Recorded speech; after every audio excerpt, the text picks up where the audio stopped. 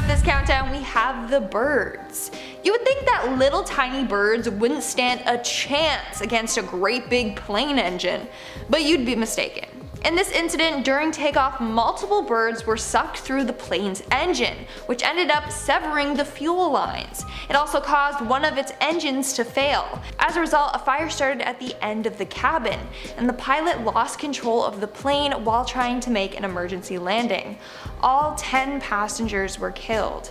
Again, little tiny birds did this. That fact alone will make you terrified of flying. Moving on, number 9, we have the fuel leakage. But before I go any further, make sure to give this video a big thumbs up, you know the drill. Imagine getting on an airplane ready for your travels, all excited for your vacation, when you look out of your window and see this.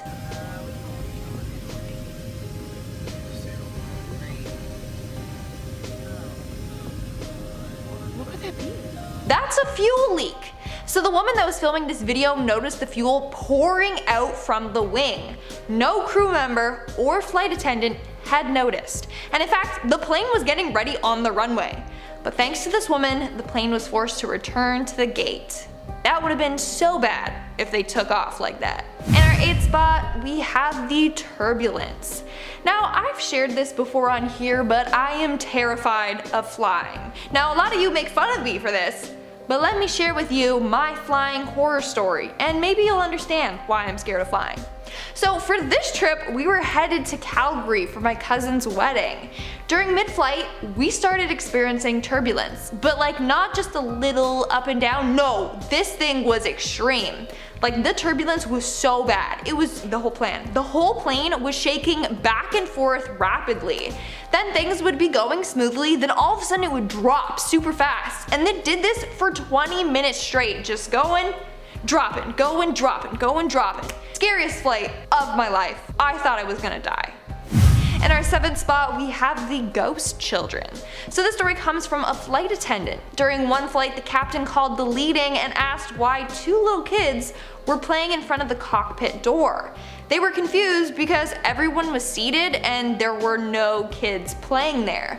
But the captain kept saying he could see 2 kids on the CCTV footage playing right outside the door. When they touched down, he interviewed the crew, thinking that they were pulling some prank on him.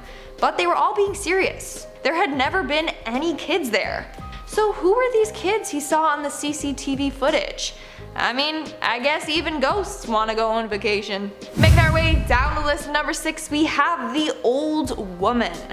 There are thousands of people who take flights daily. Some people are very young, but some people are very old, or have health problems, or are just unlucky, meaning they're at risk for passing away on the flight. So a flight attendant shared this story. He said that he was once on a flight with an elderly lady and her granddaughter who were just coming back from a cruise. Sadly, the grandmother passed away mid-flight. Now, if someone dies mid-flight, according to their rules, they have to put the body in the restroom. But the flight attendant couldn't bear to do that to the woman, so he had to drag the lady across the plane and then lay her down in the crew rest area. I mean, it's a reality that they have to face, but that's so sad and also such a scary thing to witness. We're now at our 5th and halfway mark with the hailstorm. Back in June of 2018, an American Airlines plane got severely damaged after flying into a hailstorm. The hailstorm was so bad that it completely shattered the plane's windshield. It was so bad the pilots could hardly see where they were flying. On top of that, the passengers were hysterical. They were crying and panicking and vomiting. They really didn't think that they were gonna make it. But they did, thankfully. But I can't imagine how terrifying that must have been. Coming in at number 4, we have the deadly flight. Back in 1995, while departing from Alaska, a flock of Canadian geese got sucked into both engines of a US Air Force Boeing. This caused the plane to lose fuel, power, and altitude. The pilot had no control over the plane and it crashed into a wooded area. The plane then exploded and killed all 24 crew members on board. That's terrifying. And this happened within minutes and occurred less than a mile from the end of the runway. And at number 3, we have the prediction. Reddit user Mystic Curse shared the time that she had a psychic aboard her flight. So this occurred back in October of 2009. She was on a flight from Minneapolis to Detroit. And it just so happens that a self-proclaimed psychic was on board. And mid-flight, she yelled out, "This plane is going to crash and we're all going to die!" Apparently, she was freaking out and yelling this at the top of her lungs, which of course freaked everyone else on board. In the end, her prophecy did not come true, but still, imagine hearing that while on a flight. That's terrifying, and as a nervous flyer, I would not be able to handle that at all. Coming in at number 2, we have the malfunction. One pilot spoke up about the scariest flight he ever had. So he was flying a plane that was headed from Singapore to Perth, but halfway through, the plane's computer malfunctioned and went berserk. Literally, the computer autopilot malfunctioned, dropping the airplane 690 feet in 23 seconds. Then it did it again for a second time, this time dropping 400 feet in 15 seconds. Can you imagine that? That would be terrifying, like you're on a drop zone roller coaster or something. He said, and I quote, "The worst thing that can happen when you are in an airplane is when you are not in control." As a result of this malfunction, more than 100 passengers were injured. Holy, imagine if you were in the bathroom when that happened. Not so pretty. Just saying. And at our number 1 spot, we have sucked out of midair. In 1990, the window of the plane literally fell off, and one of the pilots, Tim Lancaster, got sucked out of the plane 23,000 feet above ground. But due to the quick thinking of another pilot, he grabbed Tim's legs. But then he started to get sucked out of the plane as well. So a second cabin crew member came and rushed to the cockpit to grab his legs. Then a flight attendant grabbed that man's legs and strapped himself into the pilot's chair. So in the end, you just had a chain of people holding on to each other's legs. That's literally something you would only see in movies. According to one of the crew members, they were holding onto each other for dear life. Poor Tim was just outside, subject to the harsh weathers and extreme winds. His face was just banging against the window and his eyes were peeled open. Thankfully, he managed to survive, but he did have a few fractures and frostbite. Starting off at number 10 now, we have the miracle on the Hudson. On January 15th, 2009, US Airways Flight 1549 took off from New York's LaGuardia Airport. 3 minutes later, it struck a flock of Canada geese and lost all engine power. The pilot quickly calculated that returning to the airport was no longer an option. They needed to land right now. He made the decision to land on the Hudson River. Now this was an extremely risky move. If they came in at slightly the wrong angle or speed, the whole plane could break apart. To make things even worse, it was the middle of January and temperatures were below freezing on the river. Against the odds, the pilot successfully glided the plane down. All 155 people aboard were rescued by nearby boats and there were very few serious injuries. The flight crew were showered with awards and praise. The event was even made into a movie starring Tom Hanks as pilot Chelsea B. Sullenberger. Alright, coming in at number 9 now, we have the missile attack. On November 22nd, 2003, a DHL Airbus cargo plane took off from Iraq's capital of Baghdad. Shortly after, it was struck on the tip of its left wing by a missile fired by terrorists on the ground. It penetrated the fuel tank, which burned away most of the wing. The pilots desperately tried to stabilize the plane, but it had already lost control and they had to attempt a landing back at the airport. The aircraft was crippled, on fire, and approaching the runway far too fast. To make things even worse, a jolt of turbulence caused them to miss the middle of the runway and veer off into the sand when they landed. It took them over 3,000 feet, but eventually they came to a complete stop. The 3 people on board survived with no injuries and the pilots were presented with honorary awards. At the number 8 spot now, we have the door. On June 12, 1972, American Airlines Flight 96 was on its way from Detroit to Buffalo when its rear cargo door just blew off. This happened almost 12,000 feet in the air, and so there was rapid decompression. This damaged the plane's hydraulic controls. The crew declared an emergency and turned back towards Detroit. The windows began to steam up on the plane as the decompression crept up to the passenger cabin. The oxygen masks failed to deploy, so the stewards had to go around with an oxygen bottle. Despite all of this, they safely landed in Detroit after a very rough landing. The only victim of the event was actually a dead person. Their coffin was being transported in the cargo hold and fell to the ground during the flight. Next up at number 7, we have the volcano. On June 24th, 1982, British Airways Flight 9 was flying from the UK to New Zealand. When they were above the Indian Ocean, the crew started to notice something clogging up the windscreen. They switched the plane to de-ice mode and told the passengers to buckle up even though their radar showed clear skies ahead. When the cabin started to fill with smoke, they knew something was seriously wrong. They had been flying through a cloud of volcanic ash from a nearby volcano that had not shown on the radar. Soon after, all 4 engines completely cut out. The plane began gliding down and calling for help to nearby airports. Some passengers feared for their lives and they wrote notes for their loved ones. Amazingly, they managed to land safely in Jakarta using only their onboard instruments, as the ash cloud had made it impossible to see outside. All 263 people on board survived. Next up at number 6 now, we have United Airlines Flight 232. This plane was flying from Denver to Chicago on July 19th, 1989, when one of the engines completely failed due to a crack on the fan disc, leading to the loss of all flight controls. The crew were now forced to use the 2 remaining engines and slowly bring the plane down to a lower altitude and hopefully towards a runway. They were low, which was good, but going far too fast. They slammed down onto the runway and the aircraft instantly broke apart. It then rolled over and caught fire. Tragically, 111 people died in this event. However,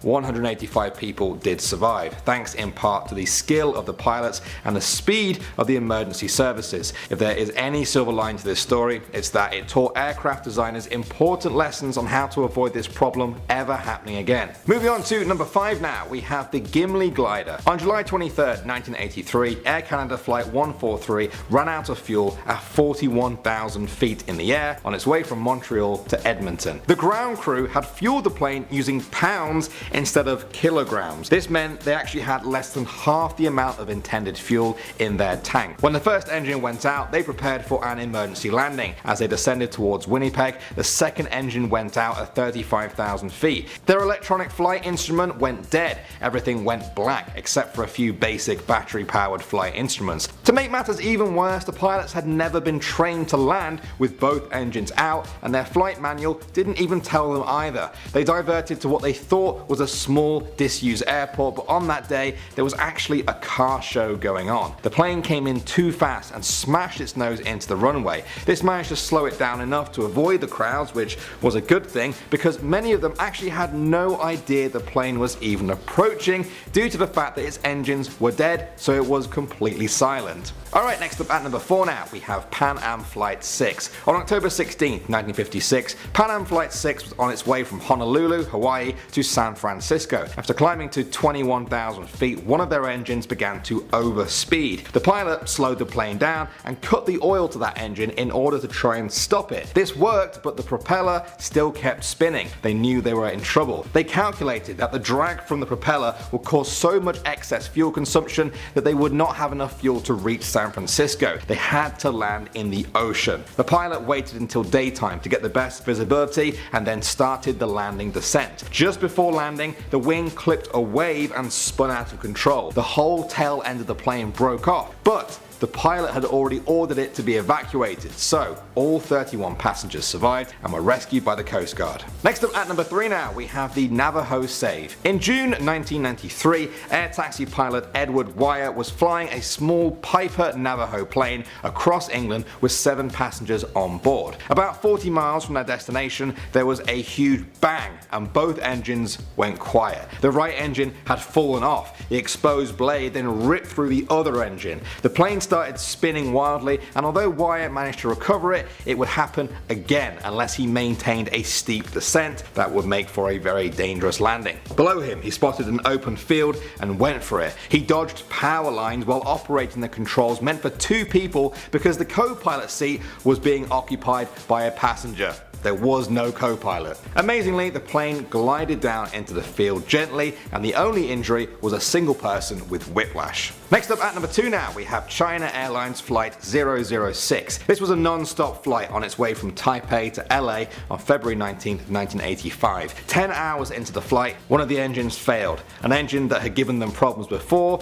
but they thought had been fixed. The plane started to slow down and spin to the right as it dropped. Because of the clouds, the pilots became spatially disorientated and they had no idea which way up they were. They spiraled for 30,000 feet downwards, and when they broke through the clouds, the pilot finally leveled out the plane. Those on board had experienced almost 5 Gs of force. They continued on with their journey and landed safely in San Francisco. Thankfully, none of the crew or the 251 passengers were injured. And finally now, at number 1, we have Aloha. On April 28, 1988, Aloha Airlines Flight 243 was flying between Hilo and Honolulu in Hawaii. When the plane reached 24,000 feet, a small section of the left side of the roof was ruptured. There was a loud whooshing noise. The pilot felt the aircraft start to roll from side to side. When they got it under control, they looked back to see the entire cockpit door was just gone. They saw blue sky where the first class ceiling had been just moments before. The explosion had ripped the entire roof off. All of the passengers were buckled into their seats, but one flight attendant was thrown out of the plane because she was standing up. The pilot managed to safely divert and land the plane soon after, with half of the roof simply missing. I can't imagine how terrifying that must have been for the passengers, but good job to the pilots. Starting off this countdown, we have the filthiest part. Normally you would think that the toilet or the toilet flusher would be the filthiest part of the airplane and just filled with the most germs. Nope, you're wrong. Well then it must be the seat buckle, right? I mean, everyone's wearing and touching those. Wrong again. The dirtiest area on the airplane is in fact the tray table. It's apparently loaded with bacteria. It's said that they hardly get wiped down. A flight attendant revealed that they're only cleaned about once a day, often at night when the airplane remains at an airport overnight. The tray tables are just loaded with germs and even traces of feces. So think twice before putting your snacks down on the trays. Coming in at number 9, we have the death. Although it doesn't happen too often, while on board, someone might suddenly die mid-flight. In that case, the pilot can't just land anywhere. They will continue on to the destination with the dead person on board. Here's the worst part. There's no special place to put this body. If there's an empty row, then they just kinda lay the body down there. But if there isn't any room, then the dead individual is just left in their seat until the plane lands. I would hate to be the person sitting next to them. Now, they do place a blanket over their head, but that doesn't make it any better. I would not be okay knowing that someone died on my flight. Coming in at number 8, we have the meals. So I don't know anyone that actually enjoys eating airplane food. Like, for some reason, food up in the air just doesn't taste as good. No matter what you get, it tastes dry and bland. But if on a long flight, you kinda have to eat something. Especially the pilots, they need to eat something. But no matter what, the pilots all have to eat different meals. And they are never allowed to share food. Why is this? Well, in case one of the meals gives the pilot food poisoning. At least then they won't all get it. Same goes if one of the meals is poisoned. Hopefully they aren't all poisoned. They have to make sure that the pilots are always in a good state to fly the plane. But I would just hate to be the pilot that gets to pick his meal last. Like, your coworkers might get steak and lobster and then you're stuck with meatloaf. Fun. Moving on at number 7, we have the lights. Ever notice how the lights in the cabin dim during takeoff and landing? See, I always thought it was a way to save energy or something, but no. Apparently they do this in case of a crash. If it's a nighttime flight, the lights are dimmed so that if there's a crash landing and the plane needs to be evacuated, your eyes are already adjusted to the darkness, so you'll be able to see better once you're outside the plane. See, that's another fact that I just didn't need to know, okay? I'm spooked about dying in a plane crash already. That just made it worse. Making our way down the list at number 6, we have the filth. For all you germaphobes out there, this one is going to scar you. So those blankets and pillows on the plane, yeah, they're never washed or replaced. Apparently they just get refolded and stuffed back into the bins between flights. The only time you may get a clean one is if you're the first flight in the morning. Otherwise, you're going to be using a dirty blanket that tons of other people have wrapped all over their bodies. But it's not only that, it's the headphones too. Even though they come in plastic, they aren't new. Apparently, they're all used. They get taken off the flight, cleaned, and then get put back in the plastic. Ew. No thanks. I'm just always bringing my own everything from now on. We are now at our 5th and halfway mark with the water. While on board a plane, you might get some complimentary snacks and drinks. But whatever you do, do not order water, coffee, or tea. I repeat, do not order water, coffee, or tea.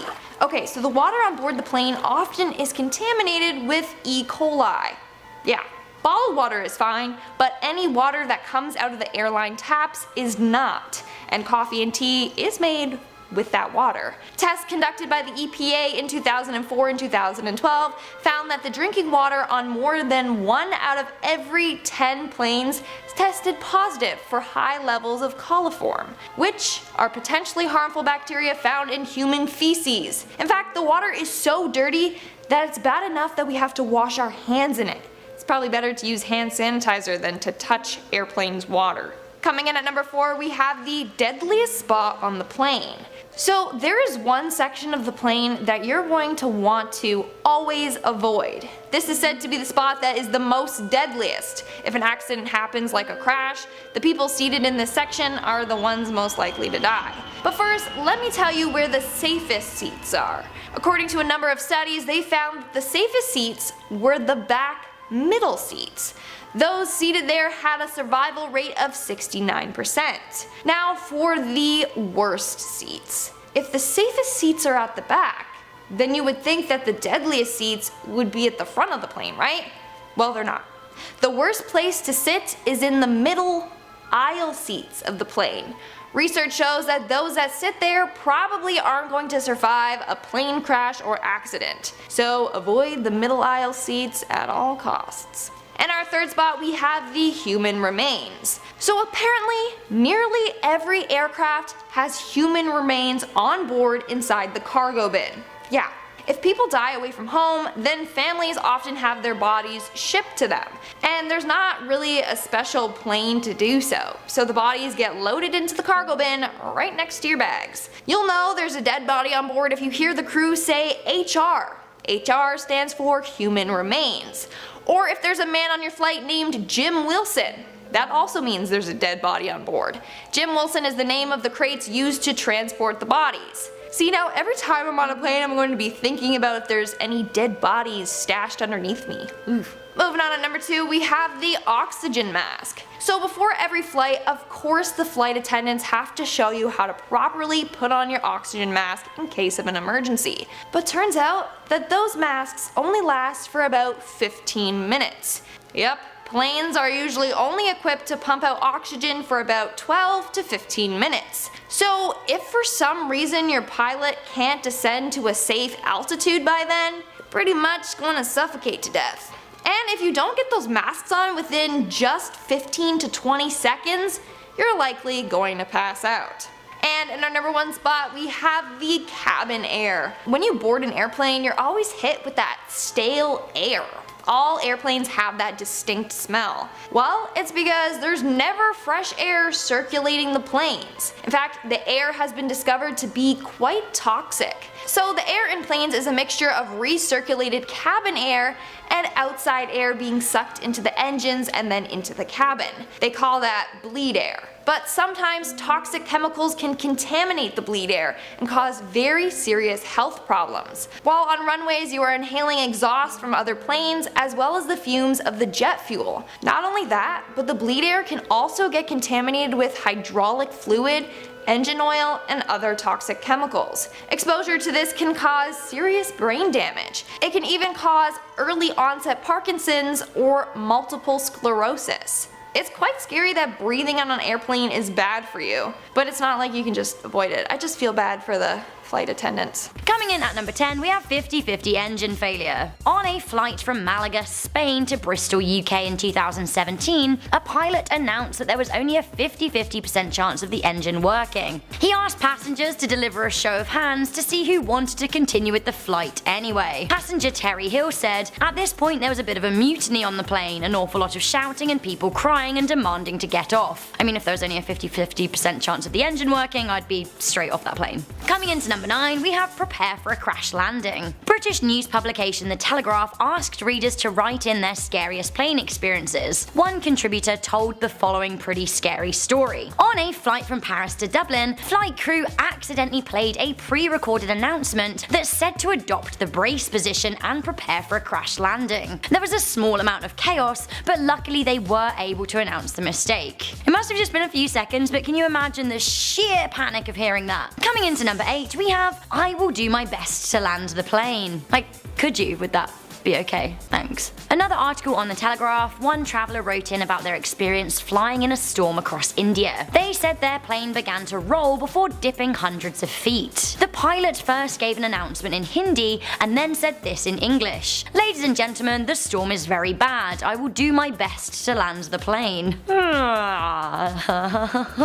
It turns out his English wasn't too great and he forgot the words "on time" at the end of the sentence. Whole different meaning. I'd basically be crying in my seats if I heard that. Coming into number 7, we have "we don't want to die." No, we don't. When a flight attendant says "we don't want to die" whilst on a flight, you might be a bit freaked out. I guess that's a pretty big understatement. Apparently this is what happened on a Ryanair flight in 2016. Basically, passengers on a flight bound for Dublin were frustrated at an 8-hour delay. As the plane sat on the tarmac in Glasgow, over the speaker a crew member said, "The captain cannot take off when we have ice on the wings and we don't want to die." Like, to be fair, it's totally fair. A clip of the chaos that then ensued was uploaded to YouTube and people were not happy. Ryanair said, "We will be speaking to the crew member involved and apologise for the regrettable comments she made in the heat of the moment." Coming into number 6, we have a quick watery grave. In 2014, passengers were totally traumatised when a Monarch Airline pilot told them that the reason for their 24-hour delay in Tobago was because they'd just experienced a problem with the reverse thrusters. Sure, fine, but he then said that could have led them all to a quick watery grave, which is just too much information. The pilot likened the issue to a crash in 1991 that killed 213 people. Thanks, pilot. Comforting to know.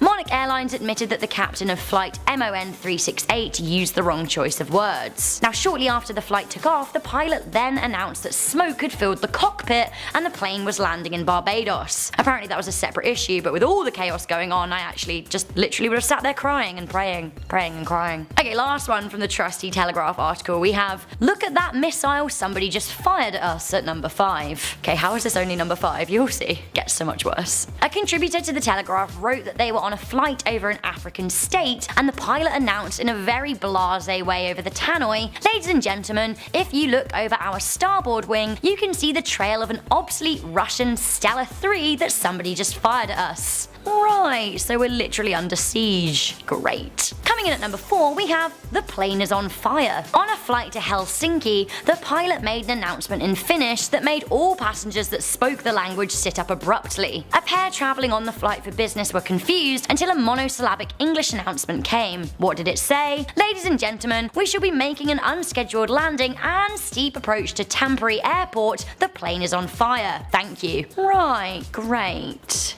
As the pair live to tell the tale and write the story in a comment section of a Guardian article, I assume all's well that ends well, but still, I never want to hear that the plane that I'm on is on fire. Coming into number 3, worse still, we have "we're going down." In 2013, the pilot of a Boeing 737 terrified passengers when he told them that they were going down. The Southwest Airlines plane was flying from Tampa to Raleigh, Durham International. The pilot came over the loudspeaker and was heard saying, "We're in trouble, we're going down." Passenger Shelley Wills told CNN that a woman next to her was clutching her chest like she was about to have a heart attack. She even texted her daughter to say that she loved her and that the plane was going down. Now, the plane did sharply dive as it approached its descent into RDU, but luckily it did manage to land safely. Southwest Airlines suggested that the pilot may have accidentally triggered the PA system. Either way, this is totally terrifying.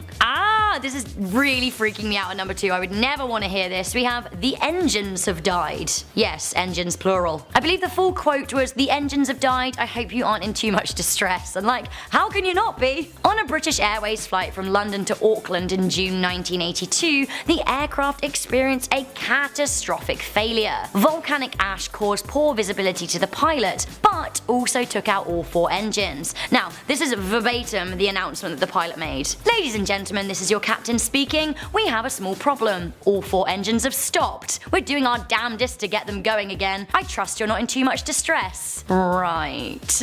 By some miracle, the flight and all 263 people on board did land safely in Jakarta. Finally, at number 1, arguably the worst thing a flight attendant or pilot could ever say whilst in a flight, the scariest flight announcement we've ever heard, we have "pray" at number 1. Okay, so it doesn't sound great, does it? In June 2017, a plane violently shook after taking off from Perth and flying en route to Malaysia. The Air Asia A330 experienced a quote-unquote technical issue that made the whole thing dramatically shake. Like, it didn't look great. In an announcement to the passengers, the pilot told people on board to pray. He also said he was scared and that everyone's survival depended on the cooperation of the passengers. There's footage of the plane shaking, and to be honest, I'm not religious, but I'm totally with the pilot here. I would have been praying. Luckily, the pilot did do a fantastic job and landed the plane, but still, if you ever hear a pilot tell you to pray, you know things are not good. We have this.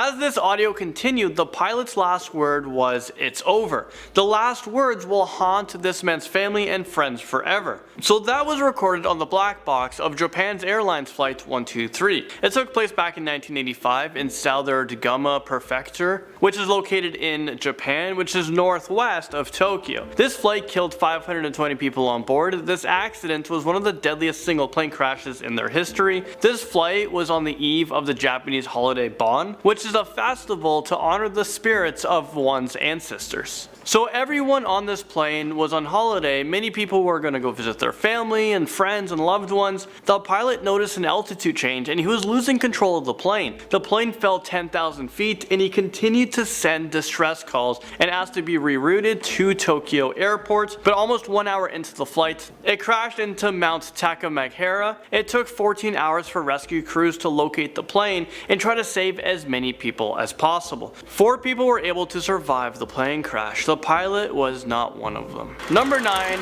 there were many phone calls made during the 9/11 attacks. It was a very devastating day for America and the rest of the world when a terrorist attack unfolded. Well, just minutes before United Airlines Flight 175 slammed into the World Trade Center on September 11, 2001, 38-year-old Brian Sweeney made his last phone call. The phone call was made to his wife from the back of the plane. Brian's wife didn't pick up the phone, which is just so heartbreaking to me, but on a voicemail he said, "I'm on a plane that's been hijacked. If things don't go well and it's not looking good, I just want you to know I absolutely love you. I want you to do good. Go have good times. Same to my parents and everyone. I just totally love you. And I'll see you when you get there. Bye, babe. I hope I can call you." I don't even know what to say about that. It's extremely a sad situation and a phone message you just never want to listen to. That phone call was placed just 3 minutes before the crash occurred.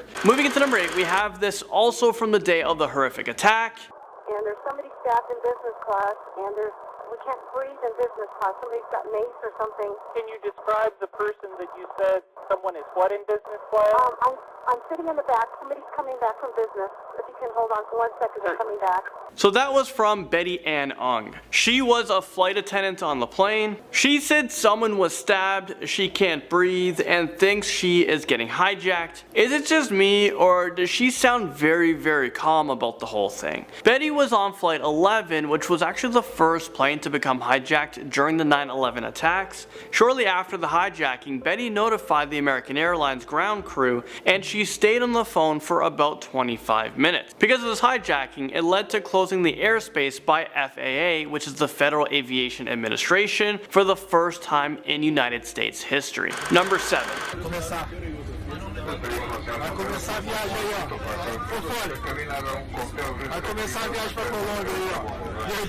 So that was the last audio and video footage of the Brazilian football team that crashed. This took place on November 28, 2016. It was Alemia Flight 2933 that killed 71 of 77 people on board. The Brazilian football team was on their way to play in the 2016 Copa Sudamericana finals. The cause of this flight was unexcusable. It was due to fuel exhaustion, which means there was poor flight planning. And also there was a failure to declare an emergency after fuel levels became critically low. It seems like this accident could have been avoided. I'm sure that there was a massive class action lawsuit in place.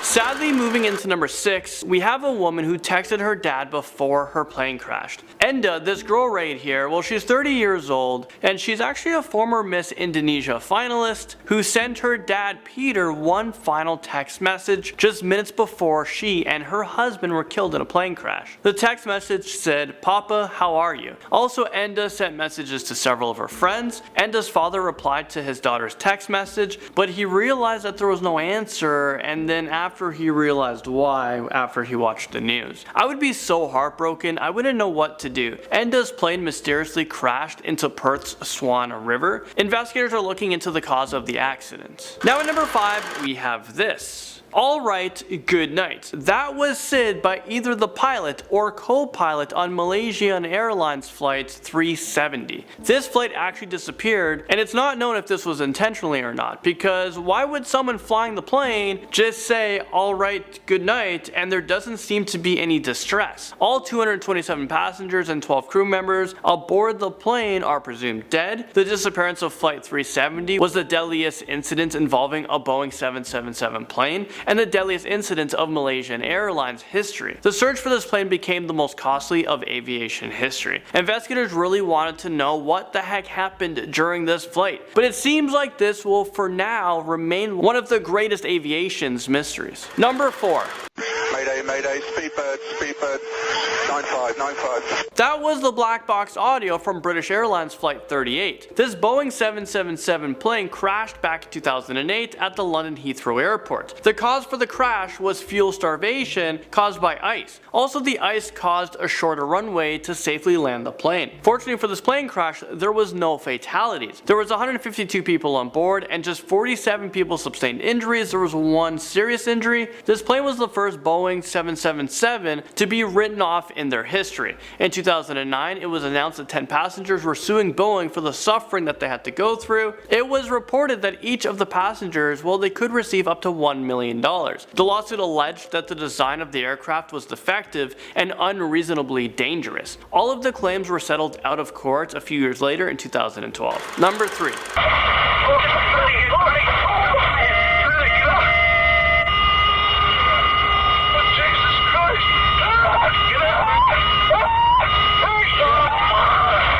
That was the last words recorded by the pilot and co-pilot of American Airlines Flight 191. This deadly crash happened on May 25th, 1979 that killed 273 people. The plane crashed due to loss of control that was caused by the engine coming off due to improper maintenance. This flight was going from Chicago, Illinois to Los Angeles International Airport. With 273 fatalities, it was the deadliest aviation accident to have occurred in the United States. There were no survivors. Number 2. Morning, Adult. Do you want to go to Tamiami and land? Or you have a door open? Is that what you're saying? I have a door ajar and a passenger that fell down.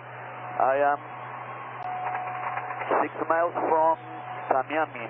That was a mayday call from the pilots of Piper PA-46 aircraft. This plane was about 2,000 feet in the air when a passenger fell out of the plane. Coast Guard and Miami-Dade Fire Rescue and Water United searched for the missing person. The Miami-Dade Police Department sent homicide detectives to the airport to further investigate what happened. Police have not indicated any evidence of foul play, so it was most likely an accident. But I don't know about you guys, but I wouldn't be that calm if a passenger just fell out of my plane. Finally, at number 1, this one is insane. You are about to listen to an audio from a Horizon Air employee, Richard Russell, who decided to steal a plane and take it for a flight. Ruin your day. Just flying the plane around, you seem comfortable with that?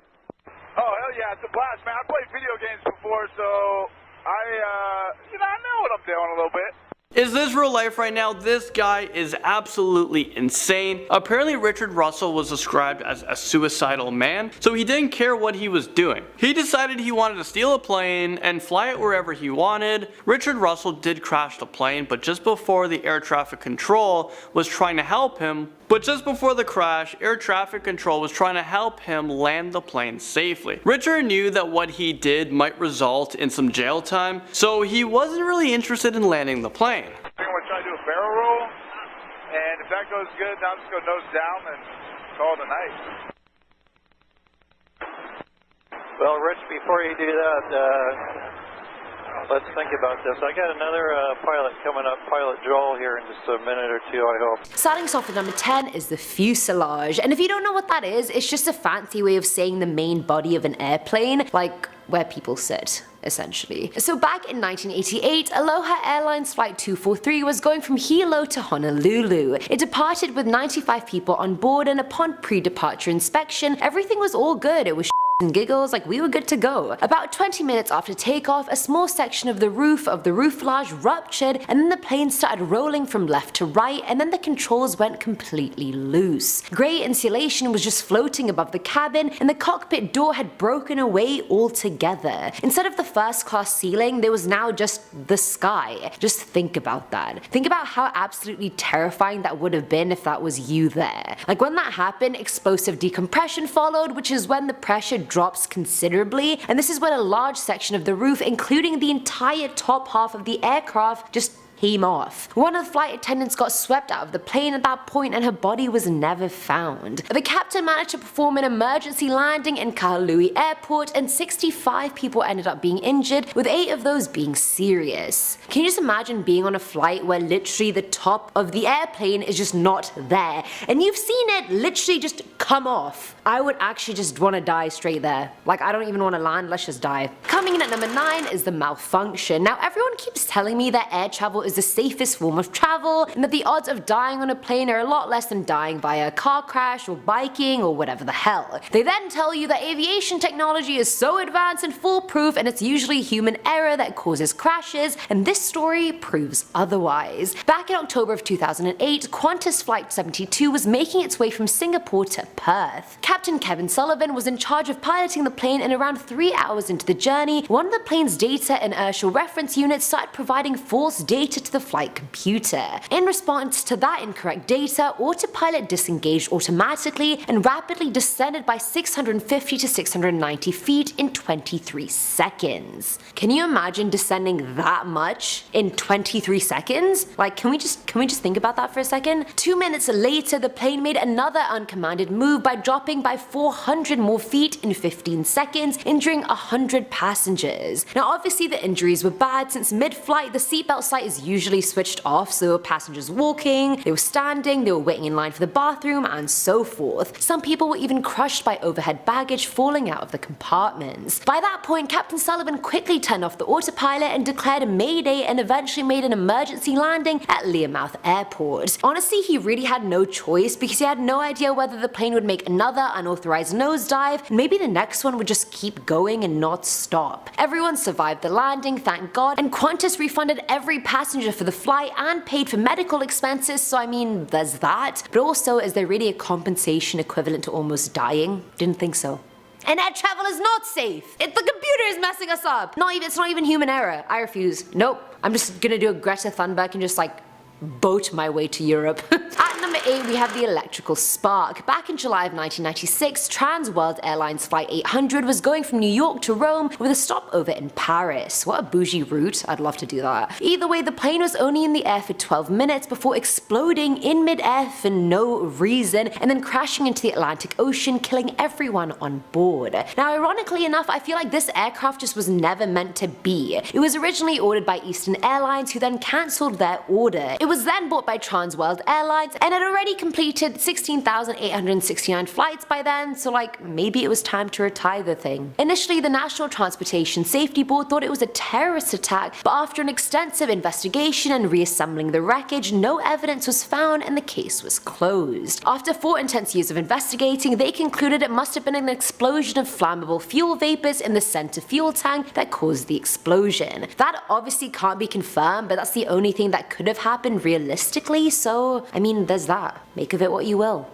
Don't shoot the messenger. I'm just here giving you the facts. Straight facts. Facts only. Filling our number 7 slot is Stranded at Sea. So this story actually comes from Ashutosh Mohali, an Indian airplane pilot, although I'm not sure if he was the pilot of the plane in question. He shared that he had survived his plane crashing but was stuck 20 nautical miles out at sea with no life jacket, a broken jaw, and cuts that needed major stitches. He knew he wouldn't be able to swim to shore and survive, so he started freaking out as anybody would. He looked around while keeping himself afloat and found a life raft floating a couple hundred meters away from him, and he swam to it assuming other people were there inside. To his horror, it was empty, and so he decided to look for others in the water and thankfully found someone unconscious floating in the water with a bit of wreckage supporting his head. He couldn't pull him up, so he had his arm in the lifeline of the raft and the man's head in the crook of his other arm. Eventually, a fishing boat came by and saved them, but wow, like it's so hard to survive a crash like that, especially in the water, when you're far and no one else is alive. He went on to say after that he decided he'd never hurt anyone again. Fair enough. I get it. If I had a near-death experience, actually I did have a near-death experience in this video, I just choked on my own air, but I still would like to hurt people after this.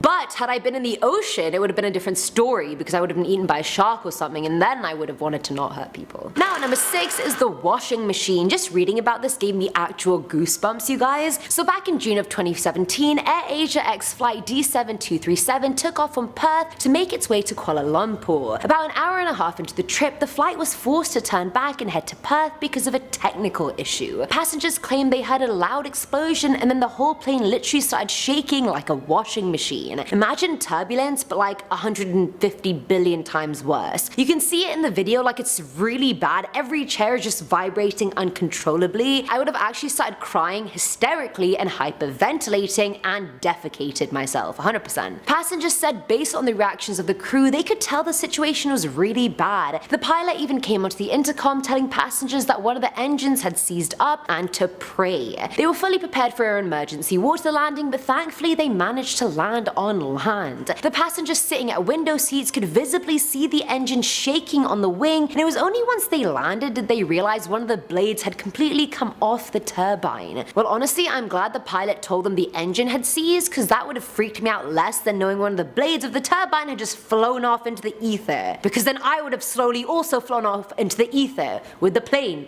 and the blades and my sanity and my dignity. It's all just in the ether somewhere. Can't find it. Coming in at number 5 is the oil leak. So back in June of 2017, United Airlines Flight 170 was scheduled to go from Newark to Venice. The plane had already left its gate and was taxiing on the runway waiting to take off when a couple noticed something. Mike and Rachel Brumfield looked out their window and realized fuel was pouring out of the left wing of the plane by the gallons.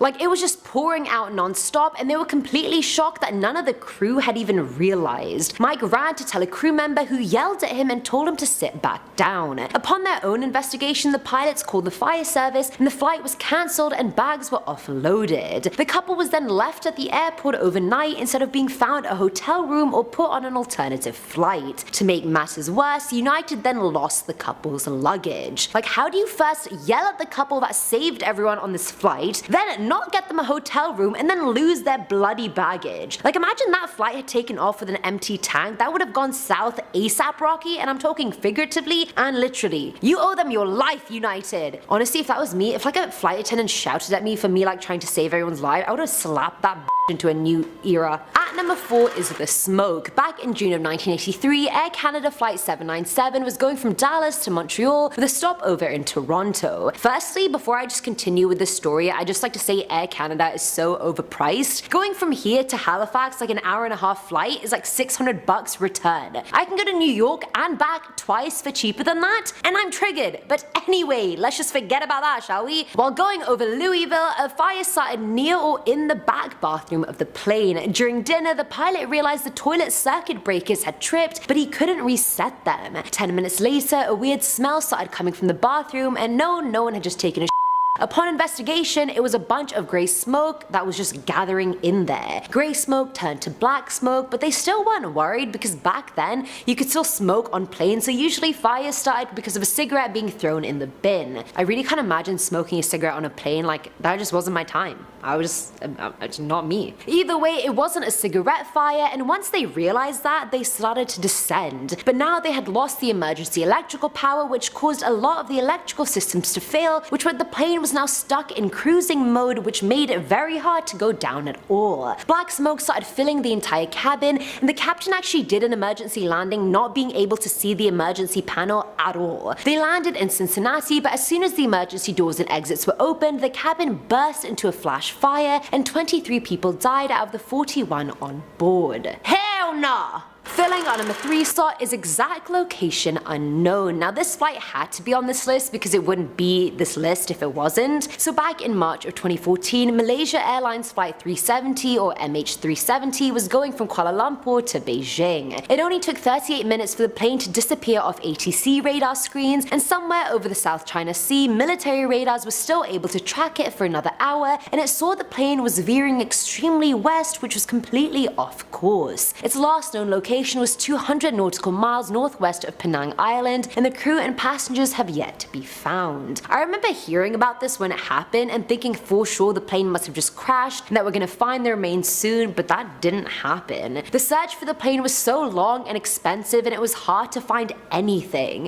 It was such a large area, you didn't know where to look first, like there were just so many issues. By 2015 and 2016, some debris had washed up ashore the Western Indian Ocean, and it was identified as coming from the MH370 flight. It still stands as the greatest or worst aviation mystery of all time. People speculated it must have been a hypoxia event where pressure drops out of nowhere, causing everything to be low pressure. Others point to the plane being hijacked, but again, no one knows and we may never find out. All 239 people on board were presumed dead. Now at number 2 is the rudder. The rudder is the most problematic part of the plane, I swear to God. It's like that bit on the tail of the plane that flaps, and I honestly don't know how to give you a more eloquent definition, so let's just jump into the story. Back in September of 1994, US Air Flight 427 was scheduled to go from Chicago to West Palm Beach with a stopover in Pittsburgh. Now while it was arriving in Pittsburgh, it was scheduled to land right after the Delta 727 flight. During its descent, it got stuck in the wake turbulence of the Delta flight, and wake turbulence is essentially a vortex from all the gas coming outside of a plane. As soon as the US Air Flight entered that vortex, there were 3 thumps, then a louder thump, and then the plane started violently going left. The black box revealed that the rudder had abruptly shifted to the full left position, triggering that movement. The plane immediately started going down, and the mic was on the whole time, so the cockpit in Pittsburgh was hearing all the screams and everything. The aircraft was full on nosediving at this point, and you could hear the first officer say "God no" seconds before hitting the ground. The plane exploded on impact, leading to all the crew and passengers passing away. 2,000 body bags were needed, and 6,000 recovered human remains were found. It took 5 years for them to realize that there was a jammed valve in the rudder control system, which meant every time the captain was pressing on the right rudder pedal, it was still going left. And finally, at number 1 is the 1996 Turkey-Dadri collision. Now I watched a documentary about this one specifically with my dad that day, and it actually just scared the hell out of me. Back in November of 1996, Saudi Arabian Airlines Flight 763 was going from Delhi, India to Tehran, Saudi Arabia. On the same night, Kazakhstan Airlines Flight 1907 was going from Shymkent, Kazakhstan to Delhi. Just for some context, the Saudi plane was departing from Delhi as the Kazakhstan flight was meant to land in Delhi. The Kazakhstan flight was cleared to descend to an altitude of 15,000 feet, and the Saudi flight got the green light to climb to 14,000 feet. Very close. Now 8 minutes later, the Kazakhstani flight reported that they had reached 15,000 feet, but they hadn't. They were actually at 14,500 feet and still descending. The air traffic controller called the flight to warn them of the Saudi flight nearby, but received no reply. He then called again, but there was still no reply because the two planes had already collided mid-air right above the village of Sharki Dadri. 349 people died, making it the world's deadliest mid-air collision, and honestly the chance of a mid-air collision is meant to be like 1 in a million, but in 2000 it happened 11 times, so like, are we getting better or are we getting worse, people? Let's begin our takeoff with number 10. Do not use the blankets or pillows. Why? Well, these items are not cleaned or replaced between flights. I mean, are you kidding me right now? Is this real life? They are recycled and reused and don't usually get properly washed until the day is over. So items like pillowcases and blankets are ideal places for germs and lice that can spread from person to person. I've seen people sneeze and drool on their pillows and blankets, so imagine reusing that. Yeah, I don't think so. Coming in at number 9, drinking too much alcohol. Sometimes people will enjoy a nice glass of wine or beer or some shots. Those are the hardcore people. And this, some people do it to take the edge off. However, alcohol can be very dehydrating. Also, planes have very low humidity and thin air, which makes the effects of alcohol hit you faster and harder. One drink in the air is like having 2 shots on the ground. So if you guys are drinking, just take it easy, drink slow, buckle up, because in at number 8 is this tip. Don't get ice in your drink. So most aircrafts do not serve drinking water from the tap. However, their ice cubes are still made from the same contaminated tap water. Water tanks on airplanes are old, and the water has been tested, and they have discovered that the tanks contain high volumes of bacteria. Number 7, don't fall asleep before takeoff. Sleeping before the takeoff can have some negative impacts on your ears. If you fall asleep for takeoff, it will be harder for you to equalize the pressure in your ears, in which you would do more quickly if you're awake, or if you're like chewing gum, or if you do a big yawn. Also, if you are more prone to getting headaches while flying, you should hold off from sleeping until your ears have popped, and then you can go to sleep. Prepare for some turbulence. Oh, this is gonna be a bumpy one. And at number 6, don't sit for the entire time. When you fly, you're at your highest risk of developing deep vein thrombosis, which is a type of blood clot that usually forms in your legs. So in order to prevent this, walking around the cabin for a few minutes, or standing up to, to stretch, it can help you a lot. I know it helps me a lot. I get so stiff. Also, don't wear tight or restrictive clothing that has the potential to cut off your circulation. And always remember to always move your feet at least once per hour. Just shuffle it on the floor. Next up, number 5, don't touch the flush button in the bathroom. In fact, I've never flushed the toilet with my bare hands. It's always like paper towel and then flush, or like my foot or something like that. It's no secret that washrooms is highly prone to harboring, nasty germs and bacteria. So in order to protect yourself, you should wash your hands, and like after washing your hands, wash your hands again, or you're gonna have to just burn them, because there's so much bacteria in bathrooms. Use a towel, paper towel, to flush the toilet, and then use it to open the door. That's what I do if you just want to avoid all of this. Don't turn off your air vents, which makes its way onto this list at number 4. Keep them open. A lot of people get cold on their flight, so they like to turn it off. However, the smarter thing to do is put on another layer of clothing, because doctors recommend that the air vents over your seat could always be set to medium or high, so that any airborne germs can just be blown away before entering your personal space. The air vent can also prevent your skin from drying out.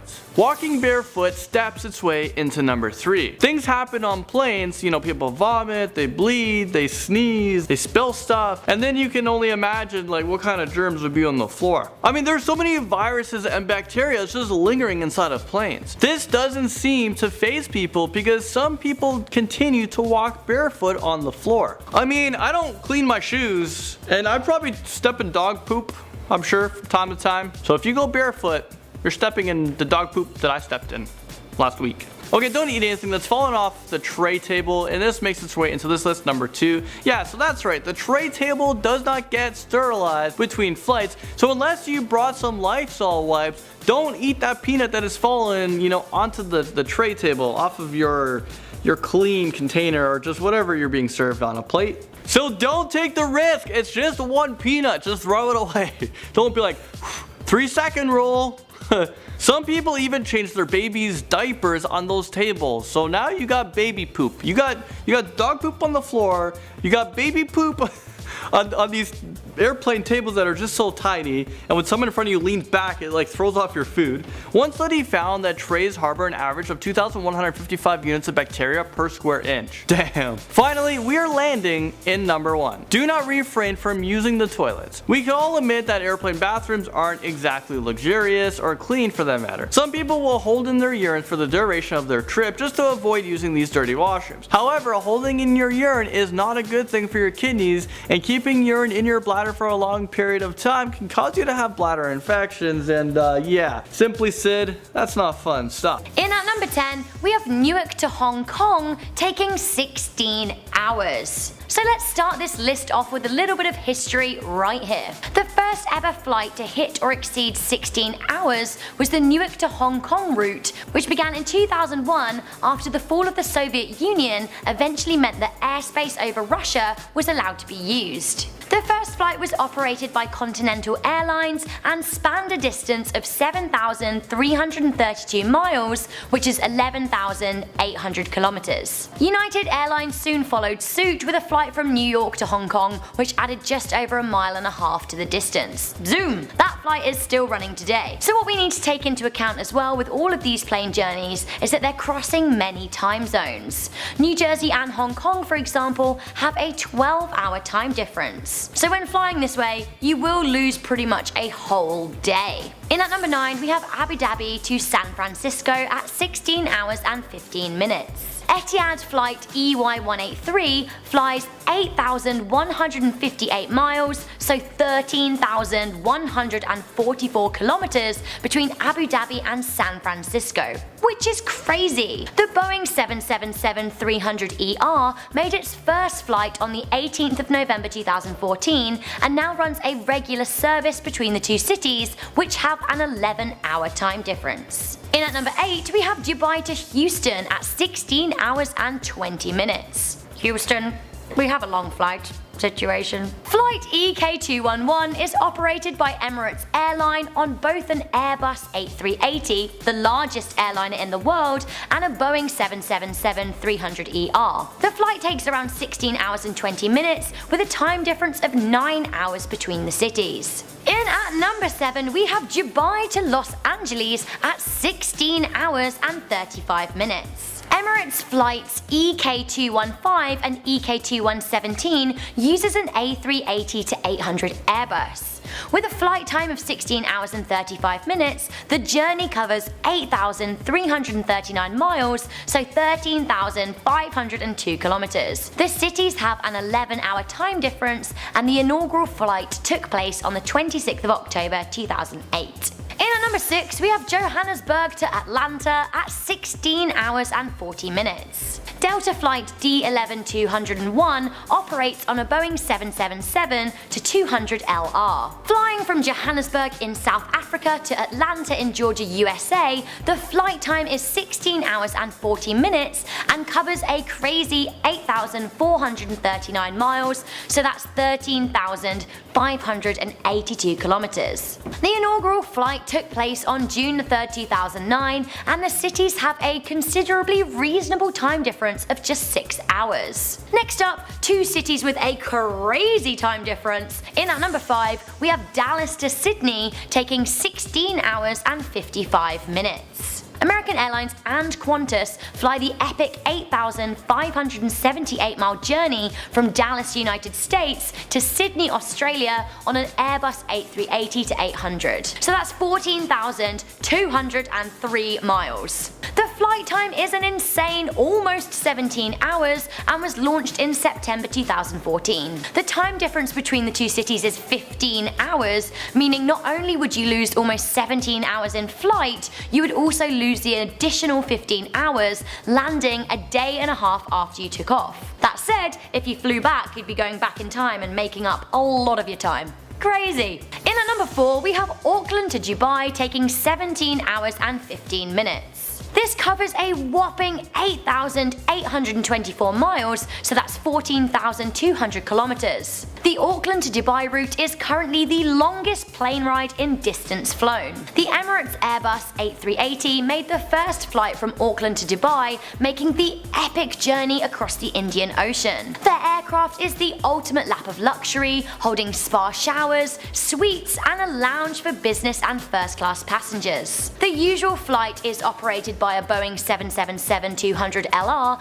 and is scheduled at 17 hours and 15 minutes. The maiden voyage in the A380 took just 16 hours and 25 minutes because of high altitude winds. In at number 3 we have Dubai to Panama City, coming in at 17 hours and 35 minutes. Launching in 2017, Emirates is planning a flight from the United Arab Emirates to the Central American city of Panama. The flight will cover a distance of 8,588 miles, so that's 13,520 kilometers, so it will be shorter in distance than the previous flight, but it is estimated to take a longer duration in the air. At number 2 we have Newark to Singapore at 18 plus hours. Singapore Airlines Flight 21 and return flight SQ22 were the 2 longest flights ever. Regularly scheduled between 2004 and 2013, this flight would take 18 hours from Newark to Singapore over a distance of 8,285 miles. The return flight took over 30 minutes less,